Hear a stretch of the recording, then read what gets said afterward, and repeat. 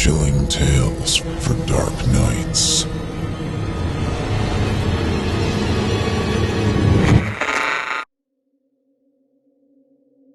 Franklin Waters checked in on my night audit shift. I'd been working at the Pink Ridge Inn for about 8 months, originally during the evenings.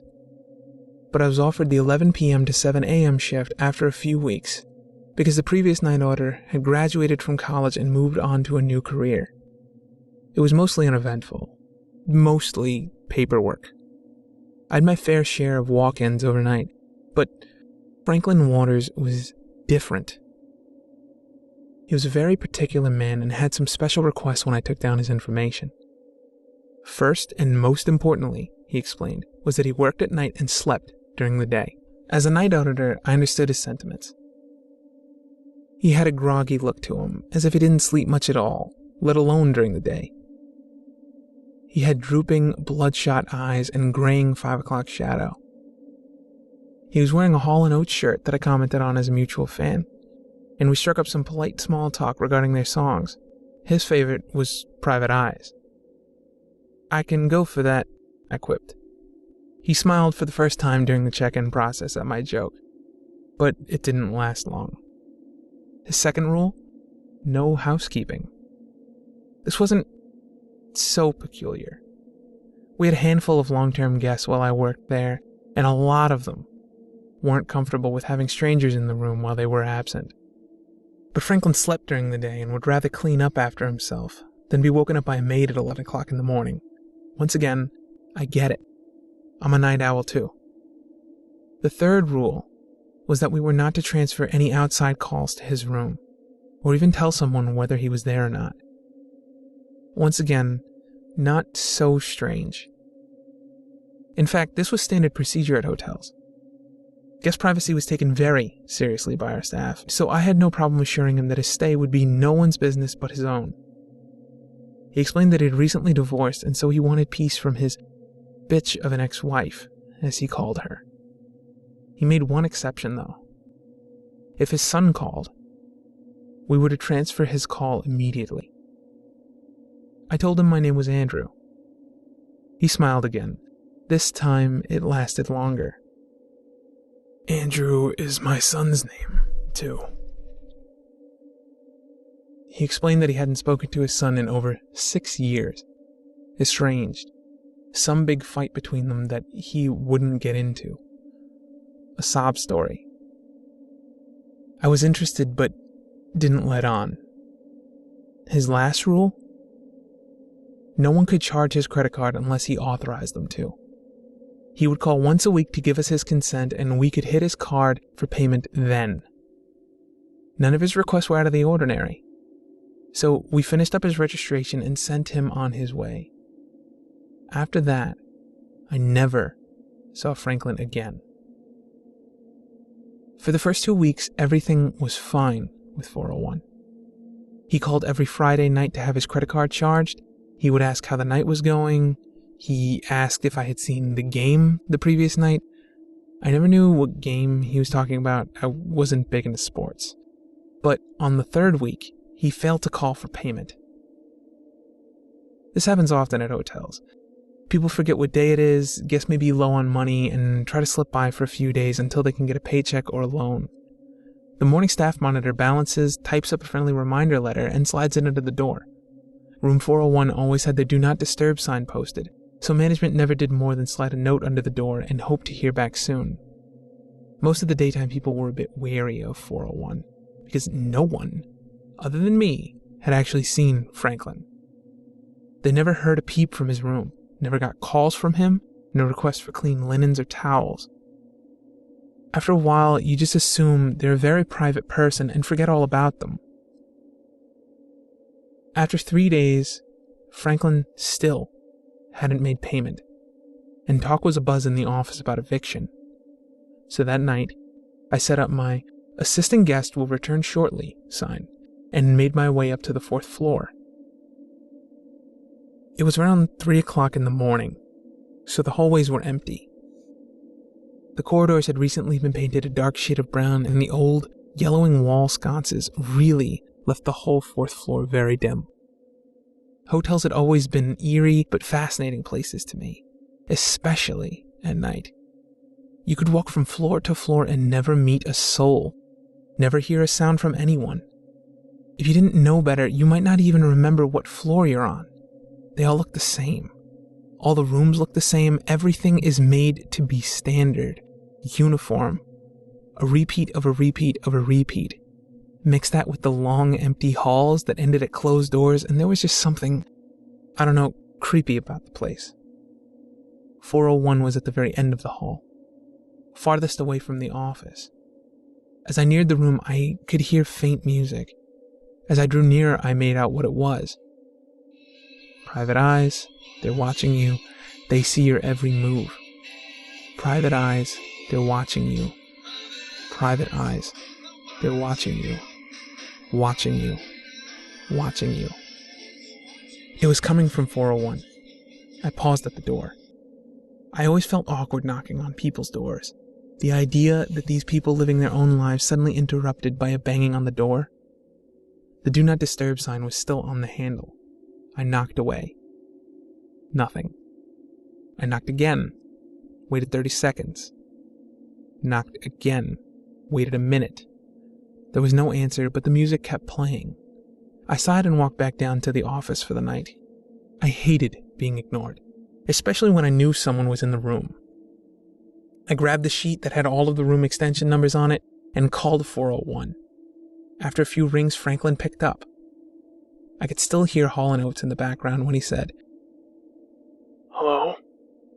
"Franklin, it's Andrew down at the front desk," I said. "I was just letting you know that your payment has been overdue for a few days. Can I go ahead and charge your card?" "Oh, sure. My apologies," Franklin said. "Go right ahead. I've just been so detached from the world lately, it slipped my head."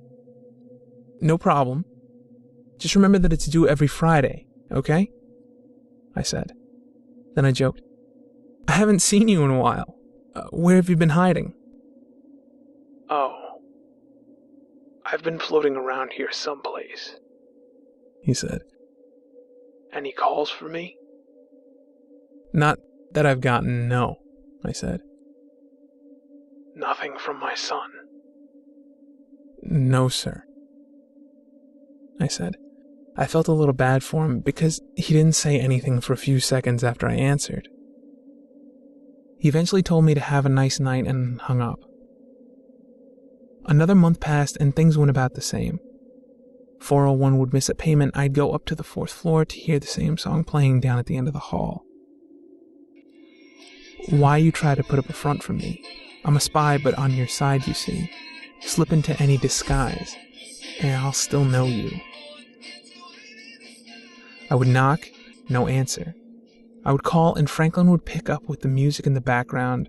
I would ask to charge his card, he would consent. He would ask if his son had called, I told him he had not.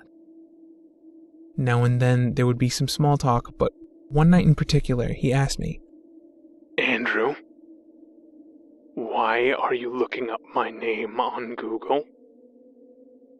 I was startled by the question because I had. The night shift was a boring job, and sometimes my curiosity would drive me to Google and guess that seemed a little off.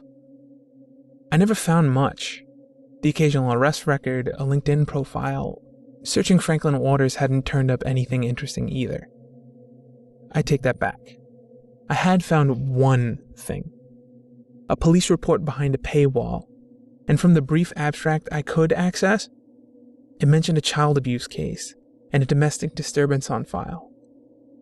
I looked at Franklin's registration card. The city and state on his ID matched the area where the police report was filed. A week later, 401's payment was overdue again. It had become routine by now that I would ascend to the 4th floor, knock on Franklin's door, and get no answer. By this time, however, I was growing frustrated with the situation. Why couldn't this man just remember when he had to make payments? I stood at his door and knocked longer than usual, louder than usual. After a few minutes, I swiped my master key and the door unlocked. But when I tried to turn the handle, it was jammed. I tried a few times to no avail. Then I leaned in to peer through the peephole, even knowing that this was not how peepholes worked.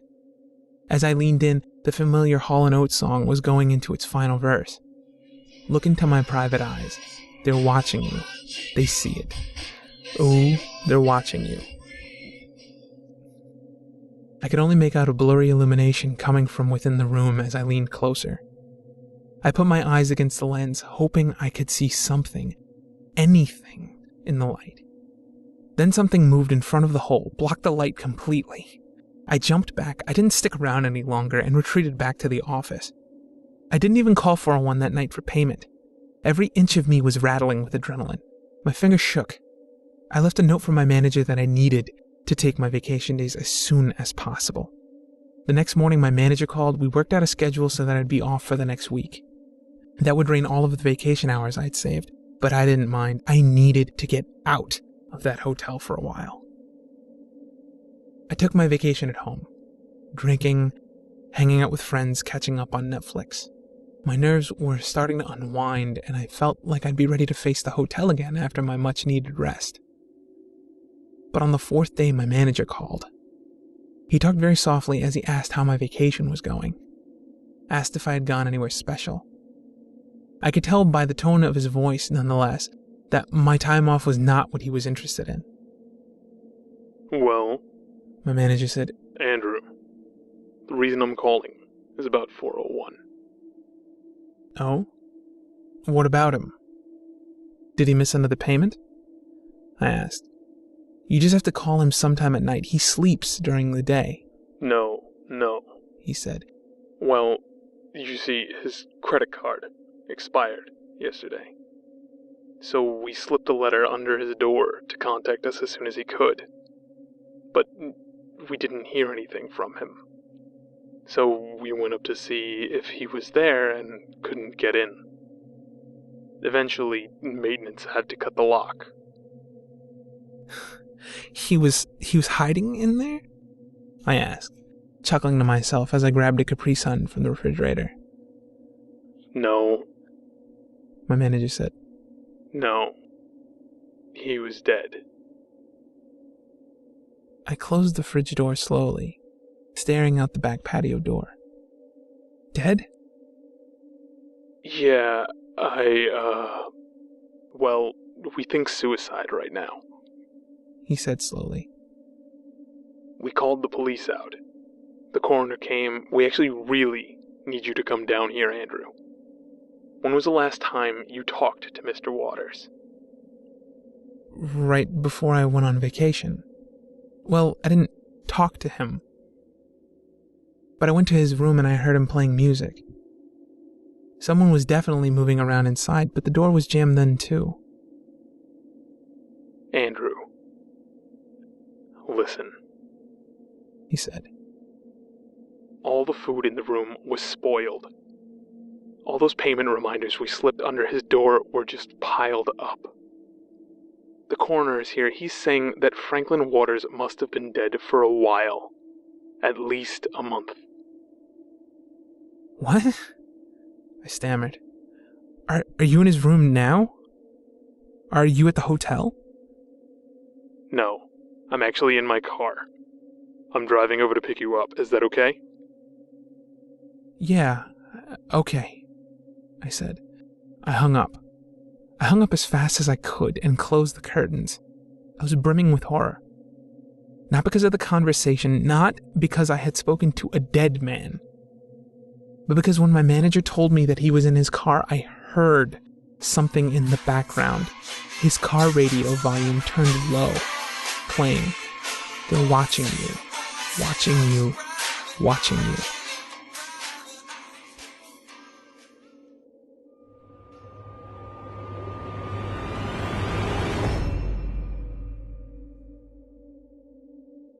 I always hated visiting my grandpa's old cabin. That might make me seem spoiled or ungrateful. What kid doesn't enjoy seeing her grandpa? Especially considering he was the only grandparent I had ever known. Both of my mom's parents were killed in a car accident before I was born, and my dad's mom walked out on him when he was very young. He still doesn't know where she is or if she's even alive. so that only leaves my paternal grandfather. My parents desperately wanted me to have a good relationship with him. My dad insisted that although Grandpa was stern and quiet, he really did love me. He just didn't know how to express it. I figured that was probably true, but it didn't change the fact that trips to his house were filled with idle hours watching television and reading while he worked during the day, followed by awkwardly silent dinners in the evenings. I rarely saw him, and he seldom spoke in any loving way. He just kept a wary eye on me, like he was waiting for me to break something of his or talk out of line. Still, my parents insisted on sending me to spend a week with him every summer since I was 10, old enough to look after myself for the day. I had visited his isolated cabin in the woods several times before with my parents, but this would be the first time I stayed overnight by myself. There were no kids my age around, or neighbors of any age for that matter, so I would have to pass the time by myself. This may sound awful for a 10-year-old girl, but I was used to being alone. I was an only child and was always a bit of an introvert. Truthfully, I knew I probably wouldn't be able to make new friends even if I had the option. So, on my first day at the cabin, I set out into the woods with a Nancy Drew book tucked under my arm to find a peaceful area to read, away from the musty old person smell of the cabin. After walking for a while, I found a little clearing illuminated by the sun breaking through the trees. Pushed against a large oak and surrounded by pretty flowers was a large hollow log. The whole scene reminded me of a place where the characters in my stories would have their adventures, so I decided to make this little clearing my own special spot for the next 6 days.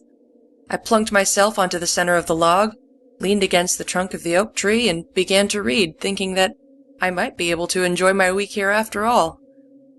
I was incredibly comfortable in my new place. The smell of the flowers, the hum of the insects around me, and the gentle breeze soon had me drifting to sleep, content with the feeling of nature. The wonder was gone when I suddenly awoke hours later to find that the sun had set. The moonlight cast eerie shadows on the ground.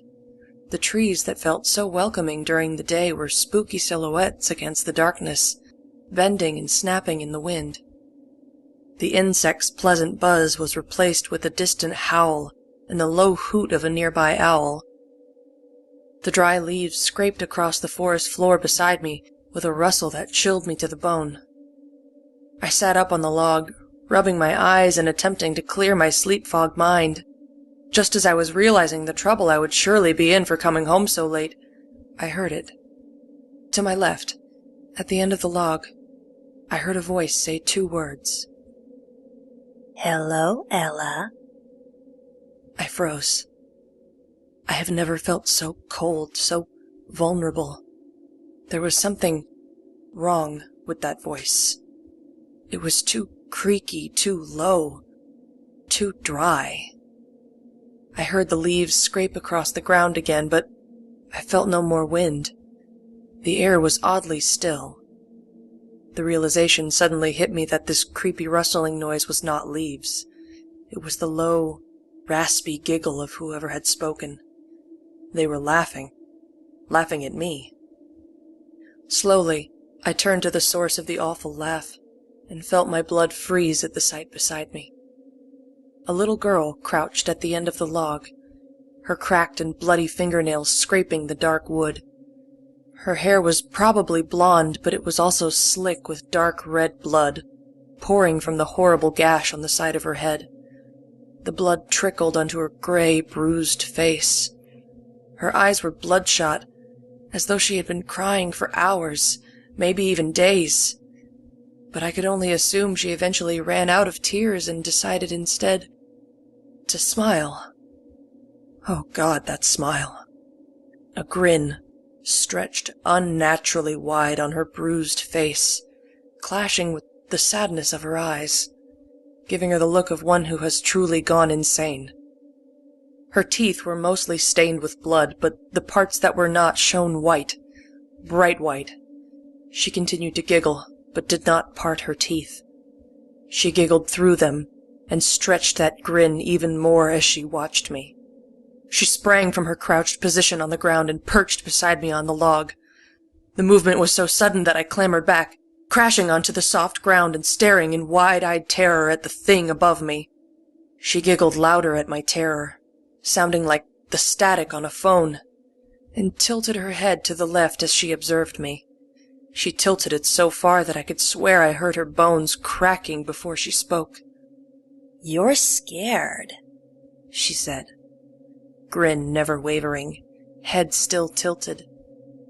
It was not a question, but I could somehow tell that she wanted a response.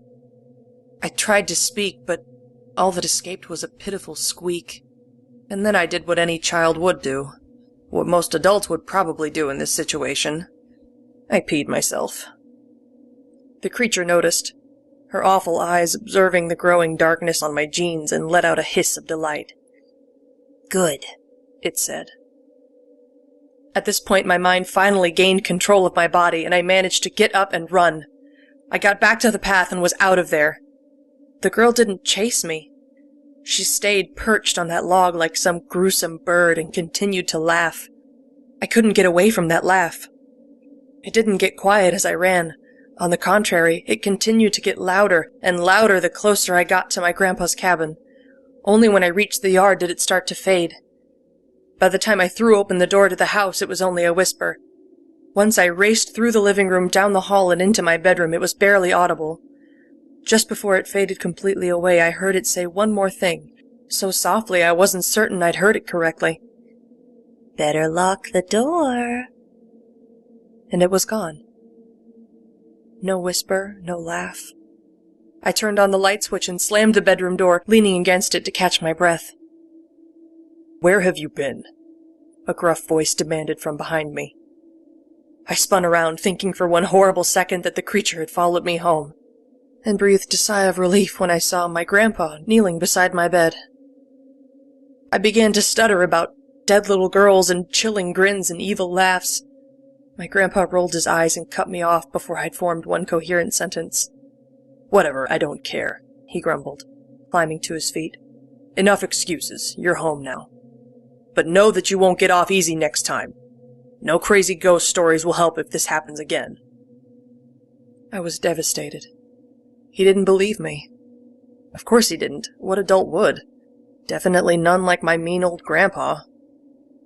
"Something smells," he griped, wrinkling his nose and glaring at me. "What's all over your pants?" "Oh, right. I wet myself," I admitted quietly, blushing at my shoes. "When I got scared." "Ugh!" Grandpa groaned, disgusted. "I thought you were old enough to be done with that sick crap. Clean up and get to bed. I'm not going through this every night." My loving grandfather then stomped out of the room, ignoring my apologies, and slammed the door. Great guy, that Gramps of mine. Admitting defeat, I changed into my nightgown and clean panties, putting the soiled ones in the washer. I felt better. As mean as my grandpa could be, he's still an adult who I knew would protect me from whatever was in the woods. After all, the giggling had stopped once I reached the bedroom. I felt safe there. Until I went to bed. Still on the edge, I left the lights on and read a funny book to calm me down. I was beginning to drift off, feeling safe and warm, when I heard the dry, raspy voice say the words I would never forget. "You didn't lock the door, Ella." I shot straight up and looked at the window. There she was, both hands pressed against the glass, grinning that awful grin, the wild red eyes looking from me to the door, the unlocked door. The giggle was mocking me, celebrating that she would win even though she gave me a head start. She continued to laugh as I flew from the bed to the door and locked it. As I heard the satisfying click, I heard her croak, "Never forget." It stopped.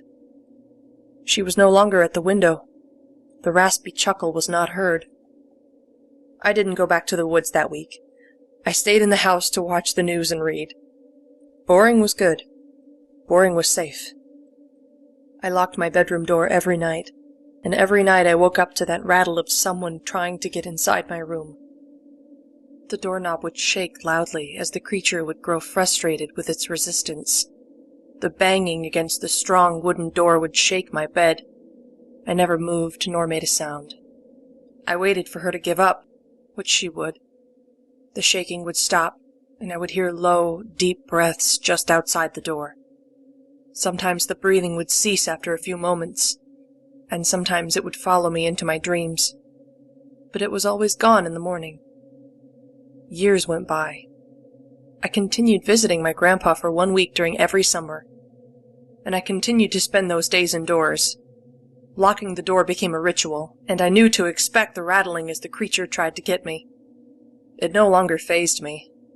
Part of the reason for my lack of fear was that I knew that the thing couldn't get past my door for whatever reason, but I also wasn't afraid because I was fascinated. The incident had sparked an interest in the paranormal. I was no longer a frightened child. I was a know-it-all teenager. I wanted to know more about the ghoulish girl. Who was she? How did she know my name? Why did she tell me exactly how to escape her? There came a point where my curiosity outweighed my fear. I had a chance to encounter something few people ever will. I could find answers other people would never find. That is why, when I was 15, I made the decision to unlock the door and confront the spirit. I was an idiot. The first night of my stay that summer, I got ready for bed and closed the door, resisting the natural urge to lock it. I tried to ignore the heavy dread that settled on me as I climbed into bed. I had made up my mind. I would no longer be a scared little girl. So I waited. I had no intentions to sleep that night. I pulled out my iPad and played some games, alert to every creak and groan of the old house. It was close to midnight when I heard them. Footsteps, coming toward my room. This was it. I froze. Goosebumps all over my body, my heart pounding out of my chest. I set my iPad aside and watched the door that protected me for so long. The doorknob slowly turned. I held my breath. The door was opening. This all happened in just a few seconds, but it felt like hours. The door was completely open now, revealing a larger silhouette than I expected. I fumbled for the lamp next to my bed, grabbed the thin chain and tugged. Light flooded the room to reveal my grandpa. I laughed. I couldn't help it. The relief was overpowering. There was nothing to fear. My disappointment that I would not discover the secrets of the dead was pushed aside by the sheer joy that I was safe. No dead girl stood before me. It was only my grandpa, smiling at me in a way that he never has before as he stepped into my room. "Grandpa! You scared me!" I laughed, pushing my hair back with shaking hands. "You left the door unlocked for me," he noted, smiling warmly and closing the door softly behind him. "Yeah, I did." I couldn't stop laughing at my own foolishness for leaving it locked for so long. "I knew you'd come around, pretty girl," my grandpa whispered, sitting beside me and tucking a strand of hair behind my ear. "I knew I just had to be patient for you." What was he talking about? "I could have unlocked it myself," he continued. "I have the key, of course. I thought many times about using it, but I resisted. I knew I had to give you the choice to let me in. It's more special that way. I knew you'd come around." This wasn't my grandpa. My grandpa was strict and never smiled. He never had a kind word to say. My grandpa doesn't sit on the bed and touch my hair, and he certainly doesn't run his hand up my thigh like he's doing right now. "Stop it!" I cried, slapping his hand away and jumping out of the bed. "What are you doing?" A flicker of surprise passed his face quickly before he relaxed back into that sickly sweet smile. "Honey, I won't hurt you. Just come back to bed and we'll take it easy." This wasn't happening. This couldn't be happening. I felt like I was going to vomit. I wanted something paranormal, something otherworldly, but this was real. Far too real. "Shy all of a sudden?" the man on my bed asked, chuckling. "Allow me to break the ice, then." With that, he grabbed my hand and pinned me onto his lap before I had a chance to react. With surprising strength, he squeezed my arms to my side and silenced my cries with a crushing kiss. "No, no, no!" Summoning all my strength, I broke away from him and tore out of the room. I heard his surprised yelp and his pounding footsteps as he quickly chased after me. but I didn't look back. I hurried out of the cabin. Ghost or no ghost, I was heading for the woods. I wasn't sure where I was going to go or what to do. I just ran as fast as I could, my grandfather right on my heels, cursing and screeching that I would regret this. I ran, hoping there would be a house on the other side of the woods, or maybe he would trip and break something, or maybe he would grow tired and give up. I didn't know. We reached the clearing where I had met the little girl 5 years earlier, and I was struck with an insane idea. I'm not sure what I expected to happen. I just knew that my grandpa was threatening, and I was desperate to stop him. I raced to the old log and fell to my hands and knees, peering into the hollow darkness within. "Help!" I screamed, my panicked voice echoing back to me. "Please help! It was unlocked! The door was—" 2 strong hands grabbed my shoulders and whirled me around. I was looking into the face of the lunatic I once called Grandpa. His eyes rolled wildly in his head. His thin white hair stuck out at odd angles, and his mouth was twisted into a furious snarl. Panting and heaving, his red face was full of hatred and contempt for me. I saw no love there, no mercy. "You," he wheezed, "are going to regret—" He stopped. I heard something move behind me, and his eyes widened in terror as he gaped over my shoulder. With a scream, he pushed me away and jumped back. I fell on my butt and backed away, turning toward my savior. Her skin was still gray and her wound was still bleeding.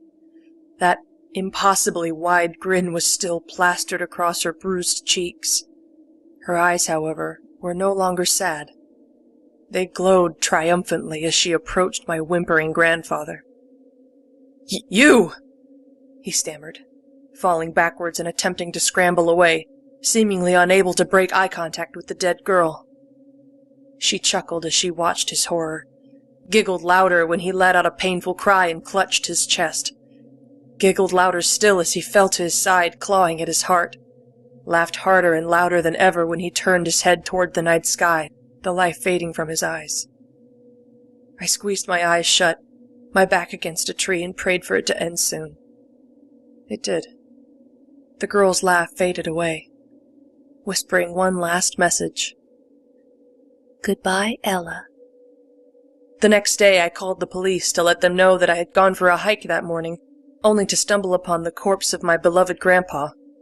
Some nice officers arrived to comfort me and to get my statement before driving me home. Cause of death was a heart attack. Some people thought it was odd that he had been in the woods when he died, but no one questioned too much. It wasn't unheard of for him to take late-night walks. I didn't tell my parents what happened. I didn't think there would be a point. It would only cause more pain. He was dead. That was all that mattered. I even went to help them clean out his old cabin. I was tasked with boxing up the books. As I pulled an old photo album off the shelf, I managed to let it slip through my fingers and hit the floor, sending poorly secured photos flying everywhere. Cursing my clumsiness, I bent down to gather them all. I picked up the photo closest to my feet and froze. It was her, sitting on the porch of my house, holding a baby and grinning a wide grin that was much more pleasant when it matched her eyes. Her skin was creamy white and her cheeks were rosy. No wound spilled blood onto her beautiful blonde hair, but there was no doubt. This was the grinning girl that I had feared for so long. I hollered for my father and asked who she was. Looking at the photo, he paused for a long moment as tears filled his eyes. "Well, the baby is you, and the girl holding you, she's your sister, Abby." He looked at me with a sad smile. "Sorry, kiddo," he said softly. "We weren't trying to hide her from you or anything. It's just difficult to talk about.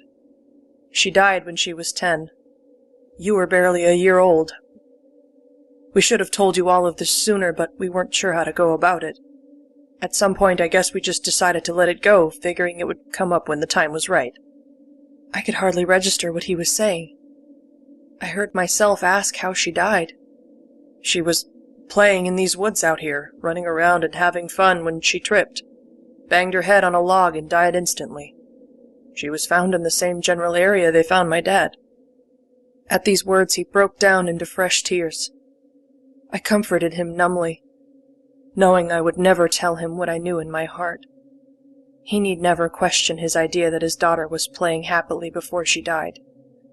It would be cruel to tell him that Abby died running away in terror of the man that he called Dad. Nor would he ever know how long her spirit lingered in that place, unable to rest in peace until she warned the sister she knew so briefly of the danger, only leaving once the monster was dead. Looking at the photograph of the smiling girl who held me so securely in her arms, I could only think of 2 words as my eyes filled with tears. Thanks, sis.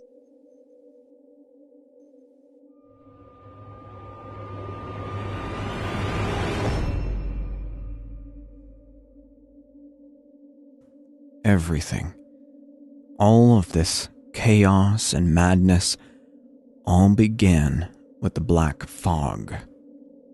It was just an ordinary day when the news reported a strange phenomenon, a wispy black cloud of fog steadily making its way toward the west coast of the country from over the ocean. Nobody really cared at first, as you'd expect.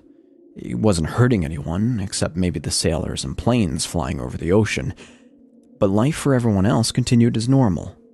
Whenever the news would talk about what we now know as the black fog, people would nod, show mild interest, say something like, "Oh yeah, that's interesting," and be done with it. Until the black fog hit the west coast. Cities on the seaside were the first to be hit and covered with the black fog. The news went crazy. Every station frantically pointing their cameras at the fog to capture footage of the unique event. Personally, it always looked like a thick cloud of smoke to me instead of a city covered in fog. The news said that nobody from the outside world could contact anybody in the fog. A nationwide panic began, and it grew fast. People who had previously disregarded the black fog looked for ways to leave the country as the news reported that the black fog was still heading east, as though determined to devour the entire country. With mass hysteria of that magnitude, as one might have imagined, plenty of doomsday prophets came forward with explanations about the fog's origin. It quickly became obvious to me that these prophets of the apocalypse were nothing more than crazies who walked into the news stations from off the street. Nearly every scenario imaginable was told as a reason for the black fog's existence. God's wrath on humanity, the apocalypse, aliens seeking a safe place to land their spacecraft. The black fog was simple fog mixed with pollutants in the air. It was a publicity stunt for a new movie. It was the government using the fog for some purpose. Cthulhu was rising. We heard everything, but none of the theories seemed to make sense. There were a few more days of chaotic news reports, and then the black fog came to my town. I'd been walking home that fateful afternoon, and then turned a street corner to see my 2-story home come into view down the street. Cars breezed past me at a steady pace. Coming toward me down the sidewalk was a mother pushing a baby stroller with an enthusiastic little boy running ahead of her, cheerfully telling his mummy to hurry up. The grass was bright green in the warm summer atmosphere, and there were only a few white clouds in the sky to distract from the wild blue yonder above. A red car, the sides splattered with a thick mud, raced past me. The bright yellow orb in the sky beamed down onto the world, covering us in sunlight. If there's anything I remember from that day, it was the colors. Suddenly, out of nowhere, a dark giant stood up over the horizon and loomed over the city, blotting out the sun. Cars stopped in the middle of the road, leading other cars to crash into them. People began to scream. Some hysterical woman wailed, "It's here!" as I looked up at the black fog, blotting out the sky. It swept over the city quickly, shrouding me in a cave of blackness. I stumbled through the fog, unable to see my own 2 hands in front of me. The world around me looked as though it had been covered in smoke, but I could breathe in it normally. I heard people screaming, the sound frightfully clear. It was the screeching of tires as cars stopped and the crunching of metal as other cars crashed into each other. In my mind, I can picture the street as it had been before the fog hit. My house was a few yards down the street. I figured that if I could find my way inside, I could wait out the fog and see if it would disappear and leave the city. I began walking toward my house uneasily, still hearing people cry out for help. It was as though I had become blind. I took my steps with care and tripped over a blunt object when I was halfway across the street. I climbed to my feet with my sense of direction disoriented. How close to my house was I? I just gave it my best guess and made my way forward.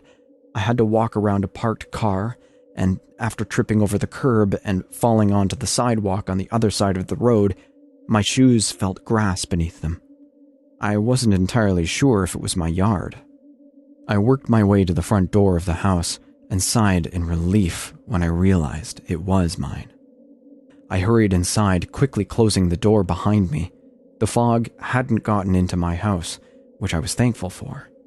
Only a little of it got in when I opened the door, but I could still see. The windows displayed nothing but black. It was though I was standing in my house at night, a starless, moonless night. I sat down, took a few deep breaths to calm myself, turned on the TV, and began to watch the national news. If anything was being done about the black fog, surely they would have reported it. The news anchors were calm, but to my dismay, they had nothing to report. They said the black fog was perfectly natural and explainable. They said that the entire nation was being covered at an unbelievably quick rate, and the president had been evacuated for his own safety. I changed the channel right there, cutting off a blonde newswoman mid-sentence. On the local news channel, they weren't calling the fog natural. They weren't talking about the president. They weren't pretending this wasn't a national emergency. Instead, they were panicking. People who looked like normal civilians ran around the station in a frenzy while the camera's view rested on a guy sitting behind the news desk, sitting in the middle of all the chaos. He stammered as he spoke, apparently trying to maintain some semblance of order. There were no reports of rescues from any seaside city, nor did the black fog show any sign of receding, the guy was saying. As I watched, he managed to stop one of the frightened civilians and ask him to say a few things for the camera. Hi, my name is Adam. Adam began, breathing heavily. Out there, it's crazy, man. Like it ain't fog. It's something else. Adam wiped off his sweaty forehead and cleared his throat. We heard rumors that you can see in the black fog if you had a flashlight or fire. We sent a guy out into the black fog with one of those big flashlights. He ain't come back yet. I remained in my living room in complete disbelief about what was happening. I barely registered anything the news said, not that it said much. The only thing they could talk about was the black fog, and because nobody knew anything about it, there wasn't much to say. I couldn't tell if it was day or night outside, so I tried to sleep according to the clocks in my house. I slept on the hardwood floor in the living room, too weary and afraid to climb upstairs to my bedroom. When I woke up, I immediately turned the TV on again. Inside the news station, there were sleeping people mixed with people standing off camera who were in rapid discussion about what to do. It was as though they had forgotten the camera was on. I decided to wait and see if they were going to give any piece of news that was worthwhile, and went into the kitchen to fix myself something to eat. Fortunately, I had made a trip to the grocery store the day before it all started. Despite this, my appetite still wavered when I looked at the food. The black fog didn't feel real to me, almost like some kind of demented nightmare. But it still hurt to think about. I returned to the living room without eating anything, sat down on the couch and stared at the TV. After staring at the screen and listening to the people in the news station talk for an hour, I groaned. Survival was boring. I turned my head to the living room window and examined it from where I sat, curiously. I recalled that Adam had said something about being able to see in the black fog with... I jumped off the couch and stumbled over to the hall closet. After shuffling through coats and miscellaneous things, I found what I'd been looking for, a flashlight. Clicking it on, I sighed in relief when a bright beam of light shot out. I pointed the flashlight toward the living room window and froze when I saw a face outside. There was a man standing outside the window with his thin nose barely touching the glass. His face was horrible, yet I couldn't look away. The skin hung loosely on him, making him look like an old man. He had long, silver hair on his head, a few strands of which were dangling limply over his face, but also huge, bald patches. The worst part about the man was that he was smiling at me. He had a wide, toothy grin, but his eyes had black irises and white pupils. Near the bottom of the window, I could see that he was wearing a torn-up white shirt, but my gaze was repeatedly drawn back to his smile, which threatened to hypnotize me. His eyes burned into mine. There was no color to the man at all. Even the thin cuts on the side of his face were an inky black. He was perfectly still, only moving the slightest bit as he breathed.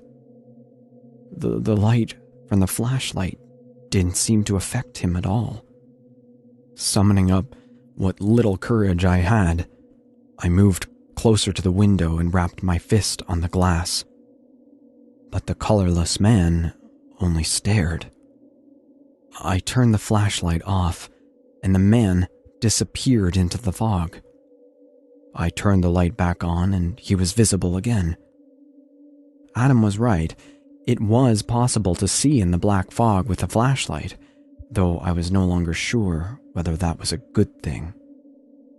I was intrigued by the colorless man, but also very frightened. How long had he been outside my window? A shiver ran down my back when I realized that he could have been watching me sleep. I was unnerved by his endless staring and amused smile. As much as I wanted to watch the news in the living room, I instead found excuses to stay out. I found myself looking through the same pantry in my kitchen for almost half an hour. Soon after, I found myself sitting alone in a chair in my room upstairs, quietly thinking about when the fog would lift. But I couldn't stay out of the living room forever, and I eventually went back. The first thing I did was flash the light at the window to see if the colorless man was still there. He was, and didn't seem to have moved at all since I first realized he was there. Unsettled, I turned off the flashlight to conserve the batteries, but also so I wouldn't have to look at him. Made myself comfortable on the couch, and turned my attention to the news, where the same reporter was talking again. "Things in the black fog are everywhere," he was saying. "Because the fog is probably covering the whole world by now. Stay vigilant. A miracle has to happen soon." It seemed that I wasn't the only one who had detected the presence of the things in the fog. Adam delivered reports of mutilated bodies found in the streets with their eyes in their mouths and their teeth in their eye sockets. More of the news station survivors chimed in behind him with more information and told of strange thumps outside safe shelters where people were holed up, waiting for it to end. There was no denying it. Something unnatural was in the black fog. maybe something beyond the colorless man outside my window. I decided to sleep upstairs in my bedroom that night. I shined the flashlight at the window before trudging upstairs to see if the colorless man had left. He was still there. Only his eyes had moved to follow me. Once I had gotten upstairs, I placed the flashlight under my pillow, knelt next to my bed, and did something that I hadn't done for a long, long time. I prayed. That night, I dreamed that the light had returned to the world. Families walked down sidewalks. Children shouted to each other as they played. The grass was a dark green and the sky burned blue. The wind was crisp, gently caressing my cheek as it passed by. I looked around in wonder, and then noticed somebody standing behind me. I whirled around to see the colorless man standing there with that same grin on his face. Only this time, there was no glass separating us. I woke up sweating. The first thing I saw was my bedroom window. Out of curiosity, I took the flashlight from under my pillow and pointed it at the window, my thumb flicking the switch on. I don't know what I had expected to be there.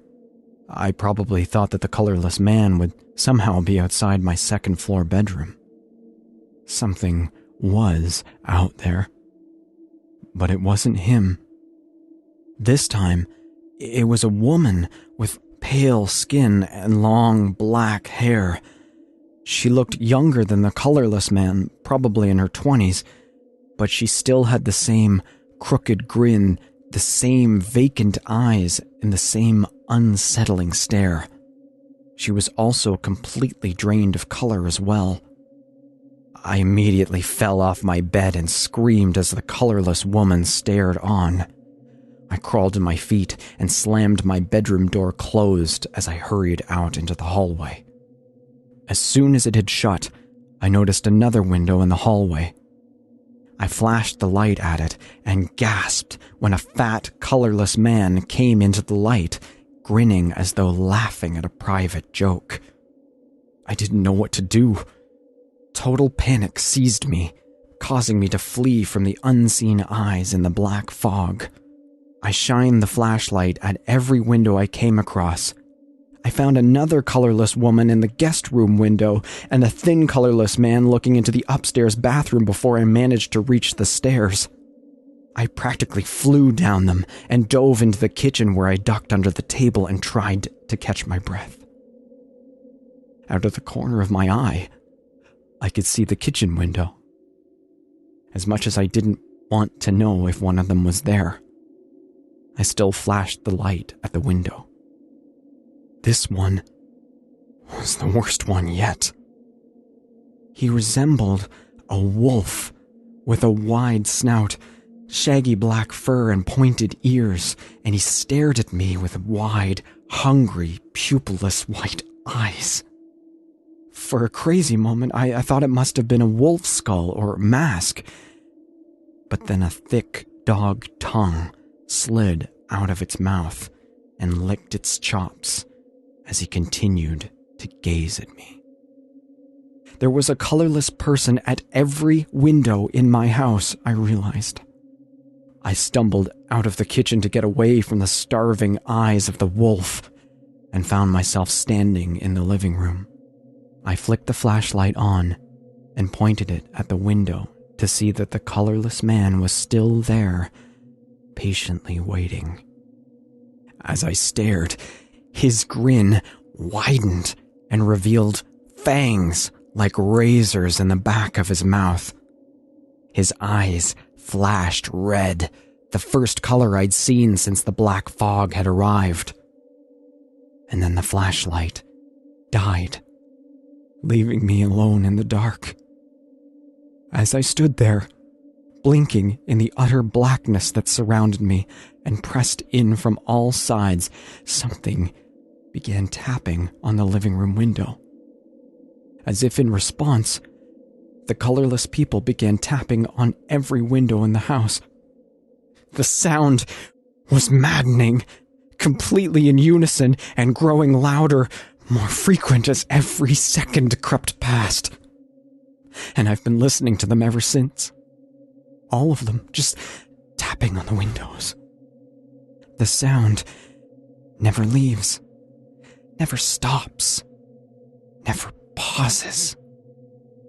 Listening to that endless noise, I just know that it's tearing my mental state in half. I don't know how much longer I can take this. I just heard a window break.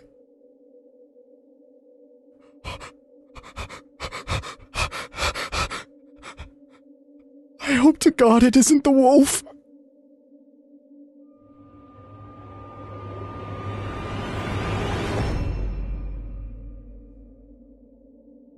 First, I need to apologize to you. I'm so sorry. I'm coming to you in my time of need. Please help me. Please, read this to the end. That's it. That's all I ask. I don't know what to do or where to turn. Please, just help me. That's all I ask. My name is Andrea, and I'm a single mother. I don't tell you this like that's some badge of honor, and I'm expecting cookies, milk, and chocolate-covered snowflakes like most of the others in my social circle would. They want your pats on the back and recognition. I just want some of your time. I see motherhood as a burden. Necessary, yes, but still a burden. My son's name is Jesse. He's 11. That's 5th grade for the math haters. Jesse started the 5th grade this year like any other kid would. There was a little bit of trepidation and lots of excitement. He was a happy-go-lucky sort of kid, full of life and energy, and all that changed after he met Stan on Tuesday. Stan was a late addition to Jesse's class, a transfer student from another district, and Jesse's teacher sat Stan next to Jesse. When I picked Jesse up after school on Tuesday, he told me that Stan was his new best friend. He wasn't acting like himself, though. He was pale and sweaty.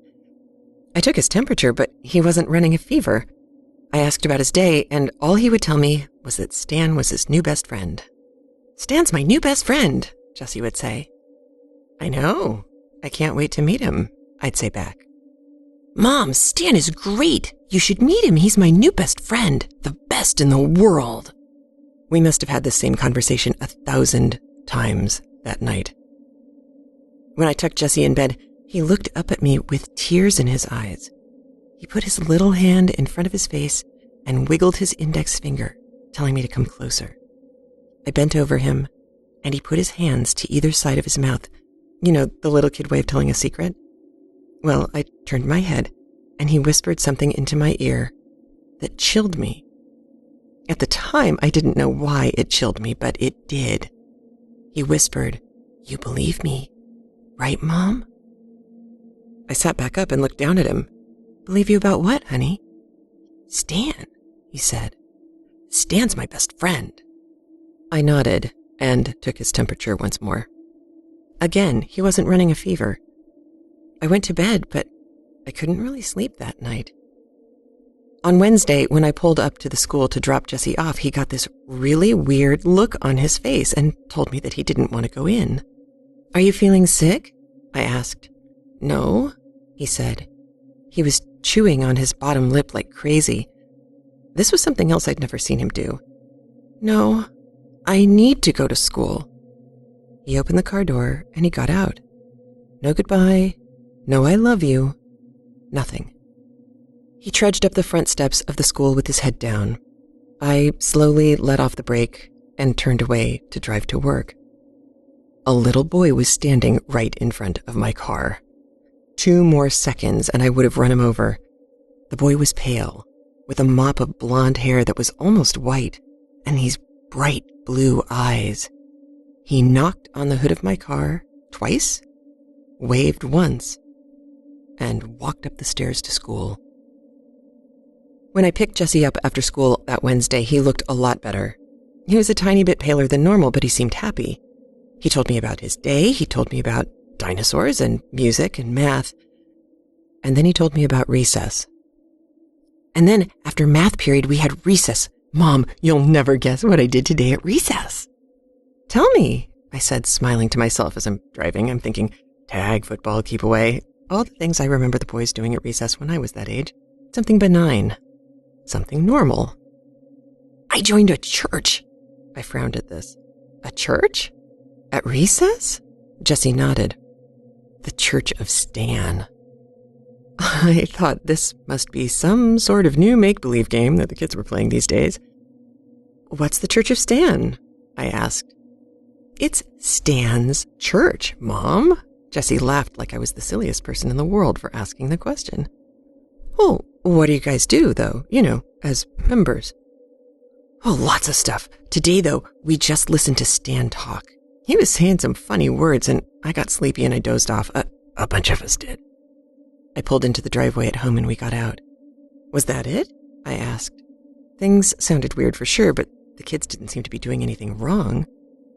Stan gave us flyers, too. Jessie pulled out a crinkled-up piece of paper and handed it to me. It was a piece of manila paper with 3 words written in black marker. Church of Stan. Again, weird, but nothing wrong. I just thought the boys were playing make-believe. I was wrong. And when I picked Jessie up after school yesterday, I could tell something was very wrong with my little boy. He looked panicked and scared. What's going on, honey? I asked, reaching out to feel his forehead. No fever. We played the soul game today, he said. Jessie's head was on a swivel. He couldn't sit still. He kept looking all around as we headed home. The soul game? I asked. Jessie just nodded and kept trying to look everywhere all at once. Beads of sweat dotted his upper lip. What's the soul game? I asked. Jessie shook his head no and said nothing. Jessie, what's the soul game? I asked. I told him I didn't want to, but he said he wouldn't be my friend anymore if I didn't play. Who wouldn't be your friend? Where were the teachers? Jessie started breathing harder, but still answered me. It happened in the church, he said. Then he whispered, teachers aren't allowed in the church. The Church of Stan? I asked. Jessie nodded, and a tear slipped down his cheek. What's the soul game, Jessie? I'm your mother. You tell me right now, and I will take care of everything, I said. I can't tell you, Mom. I can't. The rules are bad. They're so bad. What about Stan? I asked. Will Stan tell me the rules? No! Jessie screamed, and this scared me half to death. Don't ask him the rules. Please don't, Mom, please. I pulled into the driveway, scared and confused. Promise me, Mom. Promise me, promise me, promise me, promise me, promise me, please. Jessie was bawling now, terrified. I took him into my arms and I rocked him. I hadn't rocked him like that since he'd been in kindergarten. He fell asleep in my arms, right there on the driveway, and I carried him inside. I took him straight to his room and got him ready for bed. He just needs sleep, I kept telling myself. All he needs is sleep. I put him to bed and ate dinner alone. I checked up on him around 9 when I went to bed, and he seemed to be sleeping well, so I decided to go to bed. I woke up to him screaming at the top of his lungs 18 minutes after midnight last night. I ran to his room, but he wasn't in his bed. I turned on the light, and Jessie came flying out of the closet like something was chasing him. He latched onto my leg and kept screaming. I tried to calm him down. I tried to calm me down and ask what was wrong all at the same time, and he wasn't making any sense. He kept screaming about the soul game. He was impossible. I kept asking what it was, but he still wouldn't tell me. I tried to put him back to bed, but he would have none of that. Finally, I just took him to my room and he slept in my bed. He fell right to sleep. Lying there on my side next to him, I watched him drift off, stroking his hair, when his eyes popped open and he stared right into mine. I'll tell you the rules after school tomorrow, lady, he said. Then he closed his eyes. What was going on with my kid? In the darkness, I stared at the ceiling for a long time before rolling over to my side and staring into the bathroom. You know how when you're on the edge of sleep, sometimes your leg will kick and jerk you awake? Or you'll imagine you're falling or that you've just tripped over something and you get jerked awake. Yeah, well, that happened to me all last night. Only I kept being ripped from my sleep by seeing something in the doorway to the bathroom. Every time my eyes would start to slip shut, I'd see the dark outline of something large in the doorway, and I'd jerk awake. Of course, nothing would be there, and I would start falling asleep again. The outline would appear in the doorway once more, but it would be closer to me, like it had taken a baby step. Over and over, this happened until morning. This morning, on the way to school, Jessie seemed out of it, lethargic. I felt the same way. I was even more exhausted. I thought of asking Jessie about what he'd said right before he fell asleep, but I couldn't. I was afraid it would send him into hysterics again, so I left it alone. I drove him to school and he didn't say a word the whole time. He was acting like a robot, listless, unemotional. I got a call shortly after dropping him off to come back and pick him up. He'd vomited in class. When I picked him up, he was the same. I asked him several questions, but he only gave me grunts in response. The plan at home was to get him changed out of his dirty clothes and then take him to a doctor. He didn't say anything until we pulled into the driveway. "Can Stan come over today?" he asked. He stared out the windshield at the garage door. "You're not feeling well, honey. Do you really want him to come over?" I asked. I wanted to meet this kid, but it didn't sound like Jessie wanted him over. I, however, wanted to get to the bottom of things. "Yes," Jessie said. "Okay," I said. "Do you have his parents' number?" He already asked his parents, and they said it was okay. "We have to wait until he's out of class, and I'd still like to talk to his parents." "Okay." Jessie got out of the car, and we walked into the house. "Do you have their number?" I asked as I shut the door behind us. "No," he said. I started to ask him how I was supposed to call them if I didn't have their number, but someone knocked on the door.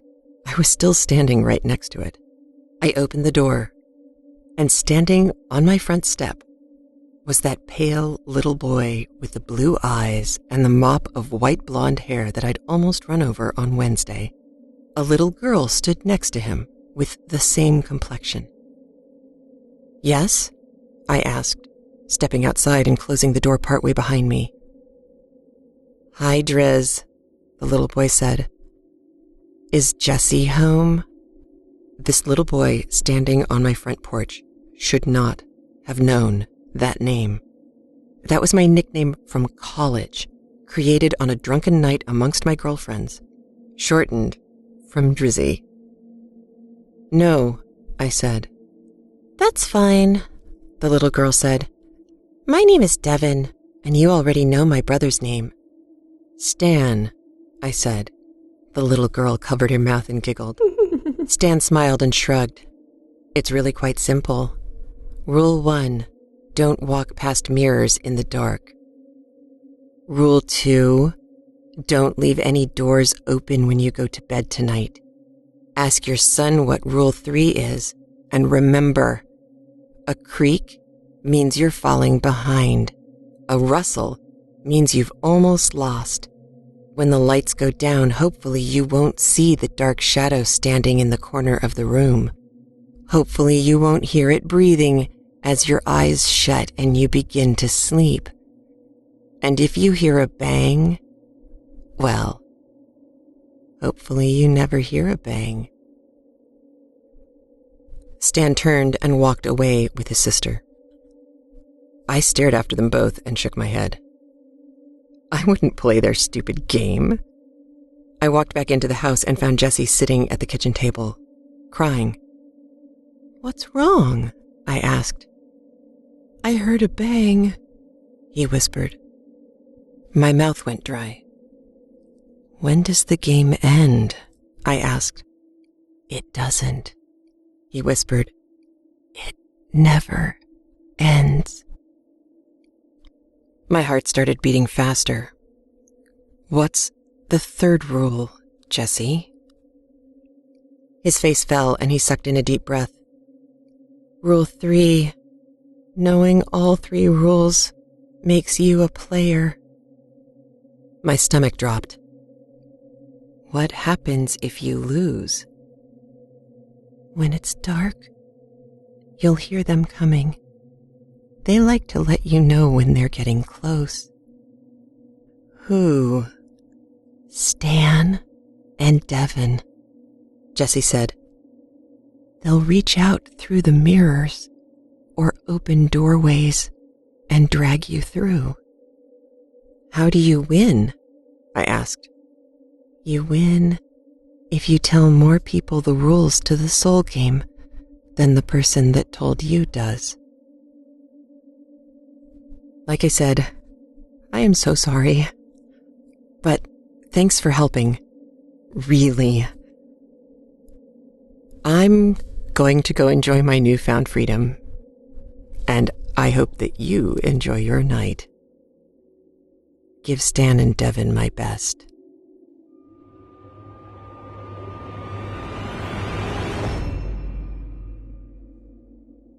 I ignored Jesse's 15th text.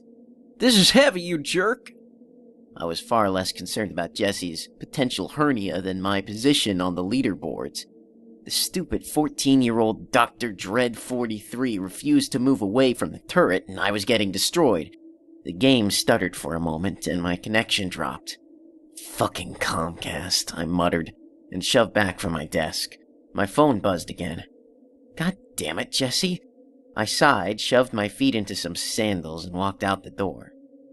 Jesse and Kenny were shoving and grunting at a truly massive couch that was wedged in the stairwell. "That thing's gonna kill you both," I said. Jesse flashed one of his trademark movie star smiles at me, then flipped me off. Jesse was perfect. Wealthy parents, perfect curly blonde hair, abs of a demigod, genius IQ, and a sweet southern drawl that melted panties at 10 yards. Most of the time I hated him. We'd been friends since high school. "Oh, I think I shit myself," Kenny grunted. "Come on, you lazy fuck, help us!" I kicked off my sandals so I'd have a better grip on the old wood flooring, then wedged myself under part of the sofa and shoved. Slowly, with much sweat and profanity, the 3 of us got the sofa into the apartment. We kicked aside half-full boxes and the 3 metal folding chairs, and shoved the sofa against the wall opposite the huge flat screen Jesse had bought on a whim one weekend. The sofa was long enough to stretch from one wall of the apartment to the other. It completely filled the space like the obelisk from 2001, except horizontal. Its fabric was a deep red, whorled and mottled with darker red that was nearly black. Each of its 8 thick legs were carved to resemble claws, clutching spheres atop pedestals. Along the back of the sofa, nearly obscured by the overstuffed cushions, was a solid length of dark oak, intricately carved in flowing geometric patterns. "Dude, this is gonna be awesome!" Kenny said, scratching his beard. Kenny was, in a lot of ways, the physical opposite of Jesse. His hair, though curly, was an unruly mess. He was generally round, with a doughy face covered with more neglect than beard. Appearances aside, Kenny had an infectious, boy-like charm that made him a great fun to be around. "Come on, let's try it out!" Kenny found the motherfucker, an assortment of remote controls that he had taped to the outside of a huge Jack Daniels bottle, on my desk. Jesse grabbed us each beers from the beer fridge, and we all sat down on the sofa. Jesse's flat screen turned on, and Kenny's PlayStation 3 started playing the so familiar dum-dum-da-da-da-dum strains of the intro to Star Wars Episode 4 through my AV unit speakers. The sofa really was comfy, a significant improvement over metal folding chairs or the hardwood floors. The cushions were large and overstuffed, but not too soft. With the 3 of us sitting on it, there was still enough room for another 2 or 3 people. "This is pretty nice, guys. Where'd this thing come from?" I asked. "We totally snagged it off the curb," Kenny said. I jumped up. "Aw, man, that's gross. There could be lice or bed bugs or something." "No way," Kenny said. "I checked it out. There's no bugs or anything." Kenny got down on the floor and knocked on one of the sofa's large wooden legs. "This is solid oak," kiln dried. You can't get furniture like this anymore. Well, you can, maybe, but you'll pay 20 grand or more. This baby has 8-way hand-tied springs, and I don't know what the fabric is, but it's high-end stuff. I don't know how old it is, but my guess is at least 80, maybe 100 years old. As far as I knew, Kenny had never worked for a furniture store or dealt with antiques, but he had a talent for research and a huge retention for random facts. And you guys just found this on the side of the road? I said. Kenny stood up. Yeah, it was down on Blanchard and 3rd along with a bunch of other stuff. You know how they set out stuff when people get evicted. I saw it this morning when I was going to class and had Jesse help me pick it up after. It's fine, man. If it had been out in the rain or something, we'd know by the smell, Jesse said. I did the sniff test all over it and under the cushions. It smells like old perfume or something, but not anything bad. We sat back down on the sofa, drank our beer, and watched a movie that we'd all seen 100 times. I noticed the smell then, faint, like tobacco and flowers, or perfume. I didn't sleep well that night. I had my first nightmare. Not the first nightmare of my life, but the first real one. The first one about the sofa. In my dream, it was somehow alive. The sofa's mottled red fabric glistened like raw, wet muscle, stretched taut over bones that groaned and ground against one another. There was something unsettlingly sexual about the way the muscles flexed against each other. I saw my hand reach out to caress a cushion. It was warm, almost hot to the touch, and it felt very good. I snapped awake. My heart was racing. I felt an indescribable sense of dread. I looked at my phone. 5 a.m.? Way too early to wake up, but too late to get any rest before my alarm went off at 6. I threw on a robe and shuffled to the kitchen. I nearly dropped my cereal bowl when I saw Kenny sitting on one of our mismatched kitchen chairs. "The hell are you doing up?" I asked. He looked up at me as if surprised that I was standing there. "Insomnia. Happens sometimes. I just couldn't get comfortable on my bed, so I thought maybe I'd go sleep on the sofa." He pointed into the gloom of the living room. "Looks like Jesse beat me to it." He sighed, stood up, and walked to his room, leaving me to eat cereal to the sounds of Jesse snoring in the dark. I was a wreck that day, and the next, and the next.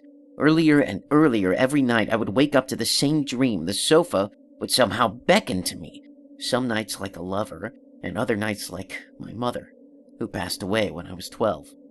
Every time I woke, sweating, breathing as if I'd run a marathon, I felt the same sense of dread. After the first night, I refused to get up. Instead, I stayed in my bed, willing myself to go back to sleep. Some nights I heard Kenny walking around. On the other hand, Jesse seemed positively manic. He was upbeat, chipper even, in contrast to his usual surfer zen attitude. "Been sleeping on the sofa, man," he said. "Best sleep I ever had. Never felt better." But at night, through the thin wall separating the living room from my bedroom, I heard him whimpering in his sleep. Jesse brought a new girl, Jenny, over that Friday night. Jenny was thin, blonde, and insecure, another of Jesse's future ex-girlfriends. She laughed at everything he said, and I don't believe she broke body contact with him the whole evening. We all sat on the sofa, drinking, smoking, and playing video games. As the night wore on, Jesse began to give us significant looks, so we staggered off to our rooms, leaving him with an increasingly affectionate Jenny. "You better not stain the sofa," Kenny grumbled to me before closing the door to his room. I woke from another dream about the sofa. Something thumped against my wall. "Ugh," I groaned. Another thump and a moan. Thump, thump. "Damn it," I said, and rolled off my bed. I threw on a shirt and shorts and stumbled blearily out of my room, down the hall and into the living room. I tried not to look at Jesse humping some girl, but I did want to get his attention. "Jesse, keep it down, it's late." Thump. In the dim blue glow of the flat screen, I saw Jesse straddling Jenny, arms locked around her throat. His swim team shoulders bunched and the tendons in his arms stood out like cables. Jenny's face was black, her eyes open and bulging, her tongue thick and bloated, protruding from her mouth. One arm thumped, weakly, against the wall. "Holy fuck, Jesse, get off her!" I ran to the sofa and shoved him as hard as I could. He didn't move. "Kenny, wake up! Help!" Jesse turned to me, eyes wide open but blank as the flat screen. He turned back to Jenny and gave a final wrenching squeeze. Her leg twitched and kicked once. I hooked an arm around Jesse's neck and pulled as hard as I could. "Help! Get up, now!" He let go, and I fell back against the floor with his weight on me. I kicked and shoved him off of me and onto the floor and scrambled away. The lights came on. Kenny stood in the hallway, mouth agape. Jesse lay on the floor, naked, staring up at the ceiling. Jenny's nude body sprawled on the couch, head tilted at an awkward angle, face a horrible purple-black. Jenny was listed as dead on the scene.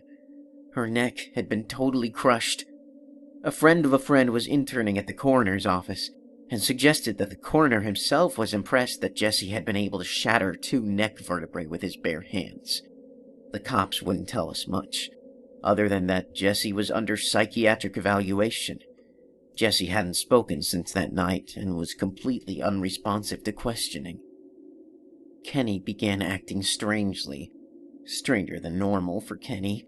He spent most of his time at home sitting in a beanbag chair, staring at the sofa, writing notes in a battered old notebook. When he wasn't at home, he was gone, sometimes for days at a time. 2 guys from his study group showed up looking for him after he missed class for the 3rd session in a row. They had heard about Jesse, the whole town had, and wrote off Kenny's behavior to a coping mechanism. I began to dread returning home from class. The dreams were getting worse. The sight of the crimson sofa hunched in the dimness of early morning was often enough to rush me out of my apartment without breakfast. I told myself it was PhD stress. I told myself that it had nothing to do with a piece of furniture in my living room. Kenny showed up at the biolab one evening, clutching a thick notebook. I was staying late, working on my thesis. I was behind on my research, and the lack of sleep was getting to me.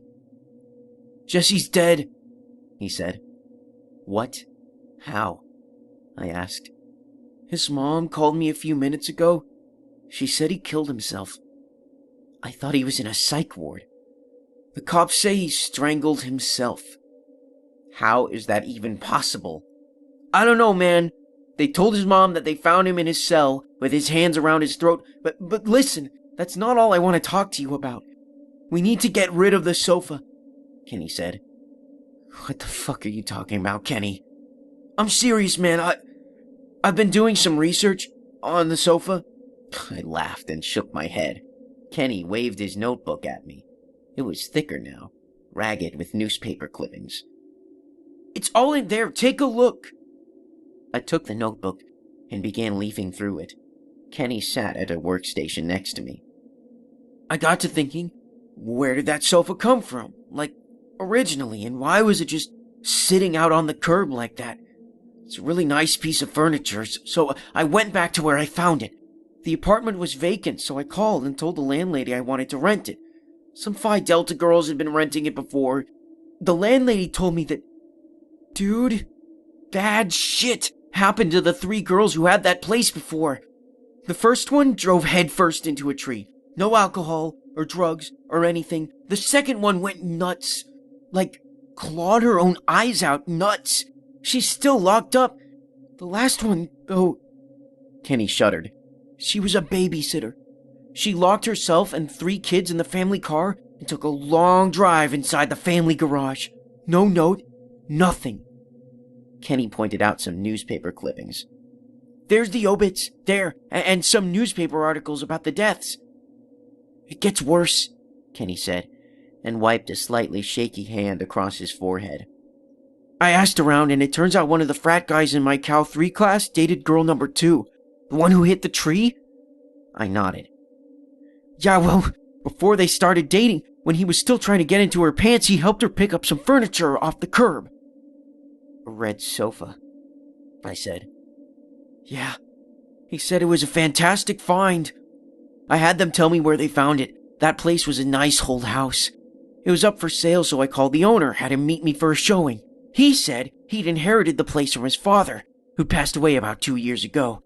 Said he'd sold all the original furniture, but he put some of the stuff out on the curb. I laughed and told him I just found an awesome old red sofa on the curb just a few weeks ago. He laughed too and said it was probably his dad's, and that he remembered how heavy it was when he picked it off the curb the first time.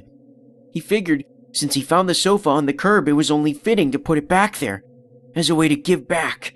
He was all jovial and shit, till I asked him how his dad died. Then he got all cold and said it was a family matter. Pretty much shoved me out the door. Kenny looked at me. Bet you can't guess who his dad was. No clue. Larry Munson. Oh, fuck. Munson had abducted, raped, and killed 6 young college girls over the course of 3 years. It was a town scandal, and an embarrassment for both the local cops and the FBI. Munson was 63 years old, far older than the normal profile for a serial killer. He never had any priors and didn't appear to have any tendencies before he started killing. I thought they blamed that on a brain tumor. Yeah, a brain tumor, Kenny said, or a fucking evil demon sofa. We both laughed, for a moment, then stopped. I realized that both of us had glanced toward the door, toward our apartment, as if it might be listening. Anyway, before he kicked me out, I got Munson Jr. to tell me where he picked up the sofa. He said a lot of mean things about my mom, but he eventually told me he picked it up on Laurel Avenue. The building is gone now, but it was the site of a brothel. It was a nail salon for years, but everyone knew what was really happening there. Got busted about 4 years ago as part of an international human trafficking sting. They found a bunch of bodies buried in the sub-basement. Apparently, the managers would retire employees who didn't perform up to standards. Kenny flipped a few pages in the notebook. Take a look at that, he said, pointing to a newspaper photo. The grainy newsprint showed the brothel manager's office, posh with expensive furniture, exotic plants, and a large overstuffed sofa. I bet it'd be red, if this were a color photo, I said. Got hard to track after that. Obviously, I couldn't talk to the brothel manager or any of the employees. The manager's in federal prison and most of the workers were deported. Then I thought, what if I just looked for the worst things that happen in this town, then look for a sofa? Kenny pulled out a yellowed, glossy photo. No fucking way, man. This is too much. Every school kid in town can tell you who W.C. Malone was. He was our town's Al Capone, a small-town gangster who ruled the whole county with a bloody fist from 1922 to 1928. Capone might have been wealthier and more high-profile, but rumor had it that Capone himself was appalled at Malone's tactics. According to some sources, Malone invented the Colombian necktie, in which a victim's throat was slashed and his tongue pulled through the cut, leaving the victim to slowly drown in his own blood. Historical estimates put Malone's personal body count in the hundreds, and his gang's count approaching 1,000. Malone's reign of terror ended abruptly in 1928, when his girlfriend stabbed him to death with an ice pick. She went to trial for murder, but not a single juror voted against her. The photo showed W.C. Malone in his trademark white hat, grinning around a cigar. He was leaning against the overstuffed back of a sofa. If the photo had been in color instead of grainy newsprint, I would have bet the sofa would have been a deep, deep red. Kenny rubbed a hand across his unshaved face. What really gets me, man, is where did Malone find that sofa? Did he find it on a curb too? What if that thing has always been curb furniture, getting passed along, owner to owner for nearly 100 years? We need to get this thing out of our apartment, I said. We stood at the door to our apartment. Neither of us wanted to touch the knob. Just open it already, I hissed. Fine, Kenny muttered and twisted the knob. The door swung open into the short hallway that led to the living room. I flicked on the lights. The sofa sat against the wall. No demons flying out of the cushions, no witches. Just a big dumb piece of furniture, he said, and chuckled nervously. I wedged the door open. Kenny grabbed one end of the sofa and I the other. We both lifted. The sofa was very, very heavy. Kenny took the lead, walking backwards toward the door. By the time we got to the door, we were both exhausted and dripping with sweat. We set the sofa down for a moment. "Turn it, like this," I said, gesturing with my hand. "We'll have to angle it to get it into the hallway." Kenny grunted agreement. As I picked my end of the sofa up, something snagged my thumb. "Ah! Fuck!" I yelled, and dropped my end. Kenny staggered back from his end. "What, man, what?" he shouted, eyes panicky white. "Nothing," I said. "There's tacks under the edge. One of them must have got my thumb." I held my thumb up to the light. The wound was superficial but bleeding. I watched as the drops splattered onto the sofa's mottled red surface. The fabric seemed to absorb the blood greedily. I pressed my thumb against the padded arm. My blood didn't seem to smear into the fabric. It felt cool and very nice. "Snap out of it, man," Kenny said. He was shaking my arm. "You've been staring at the sofa for a few minutes."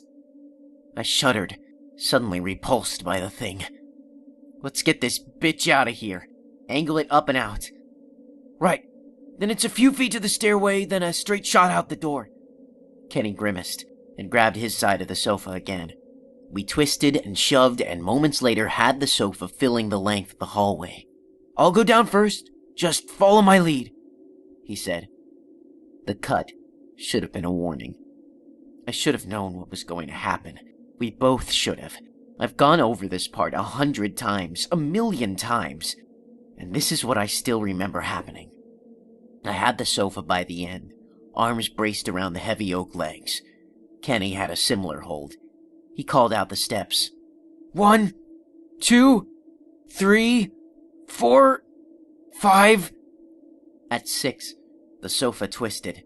It rippled like a living thing, bucking in one wild thrash, ripping itself from my hands. Kenny fell backwards, skidding down the remaining stairs. The sofa fell after him. No, I must be honest. The sofa leaped after him. Its narrow edge crushed his skull like an eggshell. I saw this all as I fell forward to land on the upturned sofa. Cops, EMTs, neighbors. Nobody saw the sofa. I suffered a severe concussion, a fractured ankle, and a broken wrist. The nurses and eventually the cops told me the stairs collapsed. They said the property management company was accepting full responsibility. They offered me condolences. Condolences for what? The only thing I could think of was the sofa. I didn't even think about Kenny until later. I kept having migraines. The doctors said they were from the concussion. The nightmares got worse. Every night I dreamed about the sofa. The cops quit talking to me. The migraines made concentrating difficult. I could barely walk. I had no place to go. My apartment building was still under investigation, so I slept in a closet in the biolab.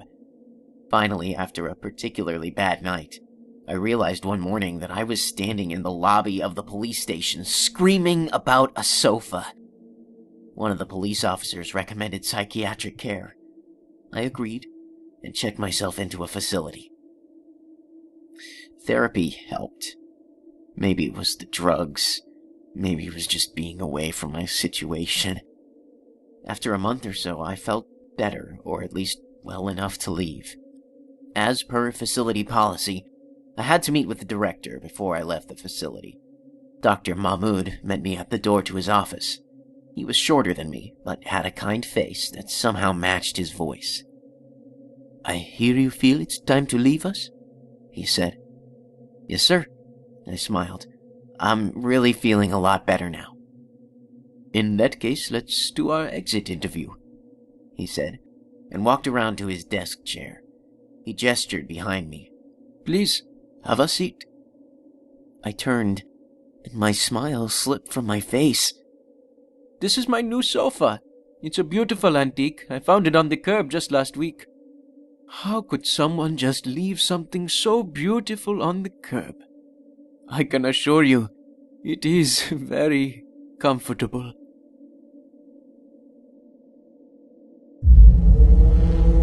Chilling tales for dark nights.